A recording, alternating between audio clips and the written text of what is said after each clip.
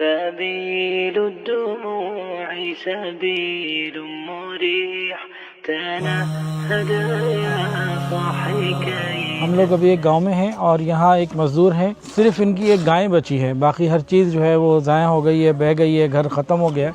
तो अभी फॉर्म हज़रत ने इनका भरा है माशाल्लाह। तो एक कच्ची आबादी है, कच्चा इलाका है, तो उसमें इंशाअल्लाह उल अज़ीज़ हम दोनों इदारे मिलकर बाकायदा आज इसका पहला संग बुनियाद रख रहे हैं। तो अल-कहफ़ तामीर पाकिस्तान और अल-फ़ारूक़िया ट्रस्ट तामीर पाकिस्तान प्रोग्राम के तहत ये पहला संग बुनियाद आज रखा जा रहा है इंशाअल्लाह ताला।